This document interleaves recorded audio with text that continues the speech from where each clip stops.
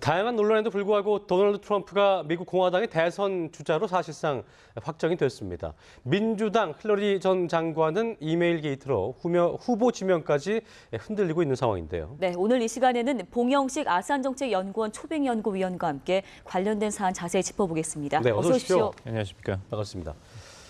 수많은 막말 논란, 그래서 처음에는 이분이 진짜 되겠느냐 이런 의구심이 많았는데 결국 됐습니다. 예, 그렇습니다.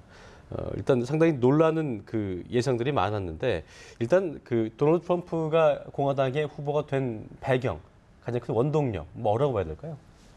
아무래도 미국 내에서도 이 글로벌리제이션의 여파로 네. 대단히 그 반감과 불안감, 소외감이 팽배해 있습니다. 근데 이것을 기존 정치권에서 적절히 대변해주지 못하고 있다.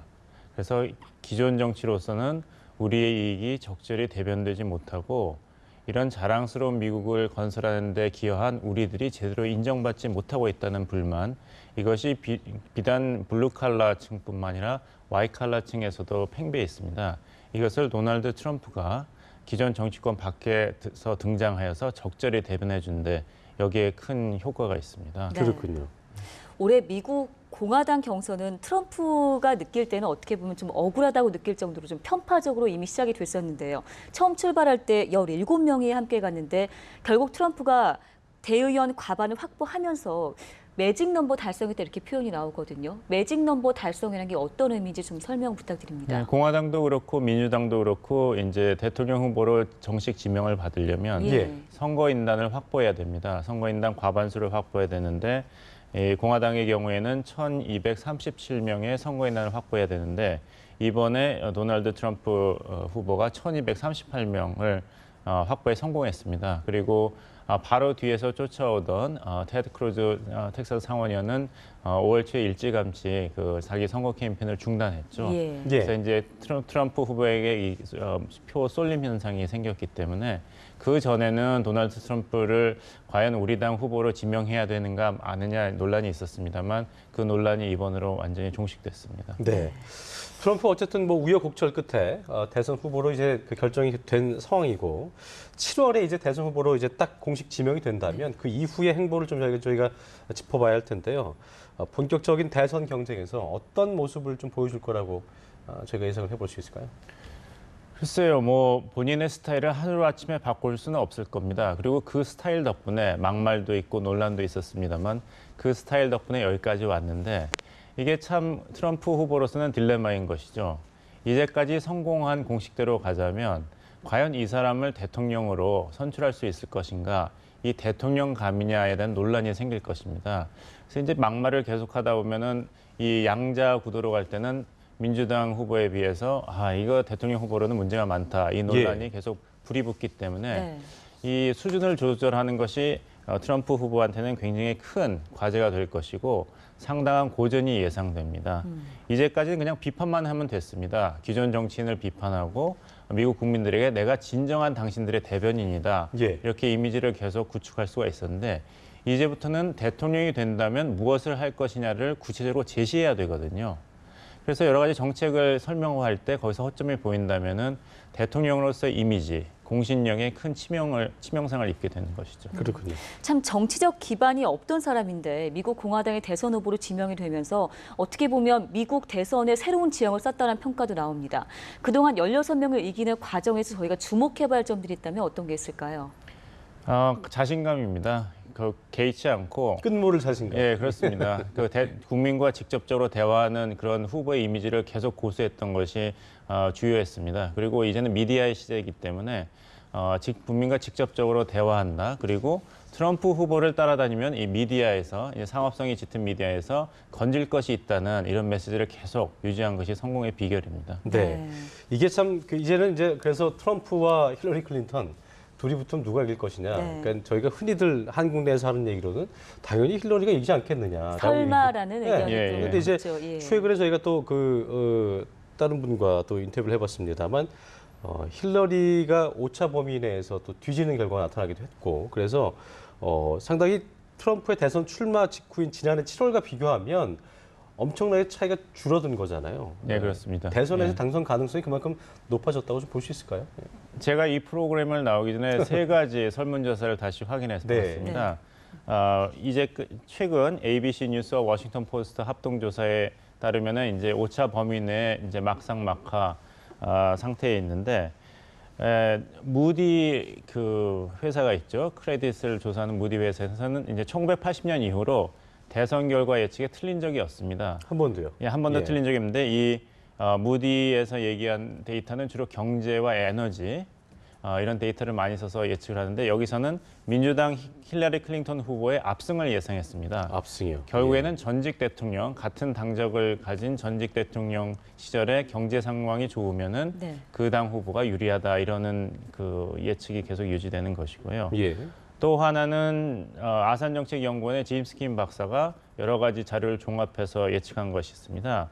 이 제임스 킴 박사의 예측은 경제 상황도 보았지만 이 중요한 스윙 스테이트에서 민주당이 유리한가 그 공화당이 유리한 것을 봤는데 아무래도 민주당이 유리하기 때문에 힐러리 클린턴 민주당 후보의 승리가 예상된다. 결국엔 공화당이 이기려면은 스윙 스테이트 오하이오, 플로리다, 콜로라도를 포함해서 또 버지니아까지 이겨야 되는데 아무래도 도널드 트럼프 공화당 후보가 이런 것을 다 이기기는 어렵지 않는가 해서 네. 민주당 후보의 승리를 예상했는데 하나 흥미로운 것은 이제 스토니브룩 뉴욕 주립대의 그 노 폴스 교수가 있습니다. 예. 이 교수도 이제까지 한 번도 틀린 적이 없는 것으로 유명하고 또 다른 예측보다 일찍 그 대선 결과를 예측하는 것으로 유명합니다. 그래서 지난 2월에 벌써 도널드 트럼프 후보가 공화당의 후보가 될 것이고 그 근거는 뭐였습니까? 예. 여러 가지 이제 자기가 이제 여러 가지 데이터를 돌립니다. 그리고 상황에 따라서 여러 가지 또 새로운 변수를 포함시키는데요. 한 번도 틀린 적이 없다. 그리고 그 예비 선거 결과 프라이머리 때 어떻게 이제 득표를 했는가를 또 반영해서 분석을 또 했군요. 했는데 도널드 트럼프가 공화당의 후보가 되고 또 공화당이 이길 것이다. 이런 예측을 했습니다. 그래서 무디가 이번에 처음으로 틀리든지 아니면 노폴스 교수가 처음으로 틀리든지 결과가 나올 것입니다. 둘 중에 한 명은 좀 틀리겠네요. 예, 처음으로 저희가 좀 틀릴 궁금한 게 뭐냐면 이제 대선 5개월 전인데 한국의 얼마 전에 4.13 총선에서는 이제 그 여론조사가 크게 빗나갔습니다. 그래서 네네. 굉장히 좀 여당이 큰 상처를 입은 상황이었는데 미국 내에서 여론조사 신뢰도는 저희가 좀 어떻게 좀 볼 수 있을까요? 저희는 잘 알 수가 없기 때문에 좀 정확한 편입니까? 어떻습니까? 예, 정확한 편이라고 할 수 있습니다. 그 오차 범위가 3%보다 높으면은 아예 공개를 할 수가 없습니다. 네. 그리고 사실 이런 표현이 있지 않습니까? 오차 범위 내에서 접전을 벌이고 있지만 누가 약간 유리하다. 이런 표현은 사실 성립될 수가 없는 것이거든요. 오차 범위에 있다는 것은 벌써 예측을 할 수 없다는 것을 가정한 발언인데요. 그렇군요. 그래서 우리나라에 비해서는 이제 여론조사 기관이 따라야 될 엄정한 규칙이 많기 때문에 상당히 그 신뢰도가 높다고 볼 수 그렇군요. 있습니다. 네. 힐러리 얘기로 넘어가 보겠습니다. 예. 이메일 게이트라고까지 불리고 있는 스캔들이 있는데 스캔들 내용이 정확히 어떤 건가요?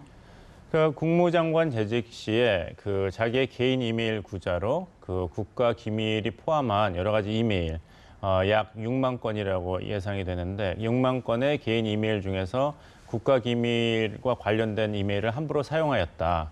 그리고 내부에서 장관께 이러시면 안 됩니다.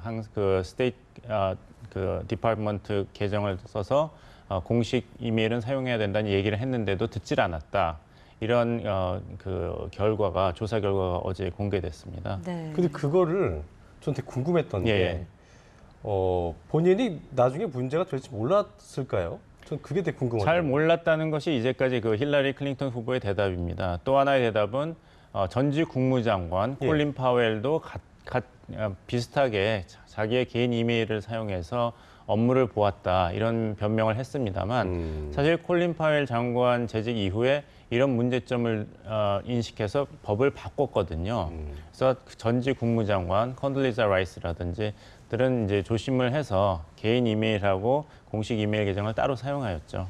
어쨌든 지금도 힐러리의 한 65개의 이메일 힐러리 클린턴 국무장관이 FBI에 넘긴 60 이메일 3만 3천 건의 이메일 중에서 65개는 결국에는 그 국가 기밀사항을 유출하였다. 이런 판단이 지금 내려져 있습니다. 네. 굉장히 안일했던 좀 행동이 아닌가 싶은 생각이 드는데 힐러리가 어쨌든 상당히 위기에 몰려 있고 흔들리고 있는 상황에서 이것 때문에 향후 어떻게 전망을 대선 민주당 후보가 혹여나 샌더스로 바뀌는 것이 아니냐 뭐 이런 예. 예상도 있더라고요. 근데 그런 가능성은 크지 않겠죠. 어떻게 좀 볼 수 있을까요? 뭐 모든 가능성이 열려 있습니다. 하지만 그 후보 교체까지 가기에는 어렵지 않은가. 예. 첫 번째는 이 FBI 조사가 민주당 전당대회 이후까지 계속될 결과가 공개되지 않을 가능성이 높습니다. 그리고 결과가 공개된다 하더라도 그것이 후보에 어떤 영향을 미칠까는 또 다른 사안이니까요. 그리고 벌써 후보 사퇴를 그렇게 늦게 선거가 거의 끝날 때 이루어진다면 그건 민주당이 거의 선거를 포기한 셈이 되는 것이니까요. 그래서 어떤 미국 공화당에 있는 분하고 얘기했는데 한국을 잘 아시는 분이라서 우리는 그것을 중요하게 생각하고 그 힐러리 클린턴 후보가 얼마나 신뢰할 수 없는 후보, 법을 잘 지키지 않는 후보라는 점을 강조하기 위해서 공격은 하겠지만 네. 거기에 올인하지는 않는다 이런 얘기를 했습니다. 그러면서 얘기한 게 한국도 그때 이명박 대통령 후보가 BBK 때문에 저 야당 쪽에서는 이거 한 방에 다 넘어간다 뭐 이런 얘기도 있었지만 결국엔 거기에 올인하다가 선거를 지지 않았는가. 예. 우리는 그런 전략적인 패착을 피할 필요가 있다 이런 얘기도 해서 좀 흥미로웠습니다. 그렇군요. 정말 예측할 수 없는 미국 대선 한 5개월여 남았는데요. 그렇습니다. 막판에 힐러리와 트럼프에게 닥칠 변수가 있다면 어떤 점을 짚어볼 수 있을까요? 두 후보다 가장 중요한 것은 좋은 부통령 후보, 러닝메이트를 빨리 지명하는 것입니다. 네. 힐러리 클린턴 후보도 그렇고 도널드 트럼프 후보도 그렇고 하마평에 오른 사람들이 누굽니까?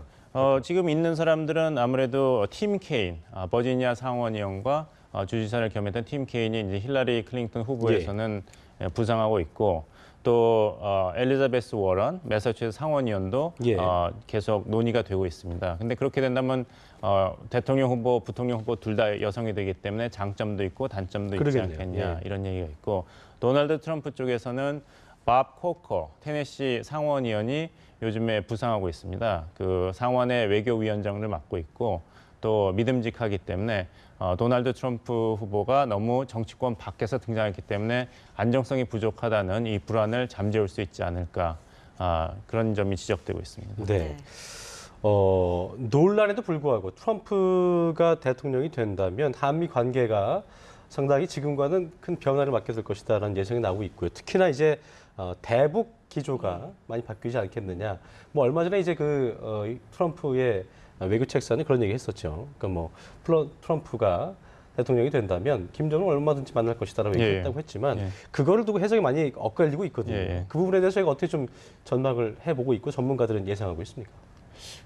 트럼프가 대통령으로 당선된다면 어떤 정책이 나올 것인가 이것을 예상하는 게 아직 시기상조라고 봅니다. 그 외교안보 라인 인선도 아직 오리무중이고 한데 제 생각으로는 뭐 김정은과 대화를 언제든지 할 수 있다 이런 얘기를 한 것은 어떤 북한 문제에 대해서 이 뚜렷한 비전이나 철학이 있어서 이야기한 것보다는 그 새로운 미국 대통령으로서의 자신감을 표현한 것이 아닌가 이렇게 생각합니다. 도널드 트럼프가 항상 자랑하는 것은 나는 협상의 달인이다 이런 얘기를 많이 하지 않습니까? 그러니까 김정은 같은 지도자도 나랑 상대하면 내가 굴복시킬 수 있다. 미국의 이익을 관철할 수 있다. 이러는 자신감을 자신 있는 이미지를 표출하기 위해서 그런 발언을 한 것이 아닌가 생각합니다. 네, 알겠습니다. 네, 지금까지 봉영식 아산정책연구원 초빙연구위원과 함께 미국 대선 관련 소식 살펴봤습니다. 고맙습니다. 고맙습니다. 네.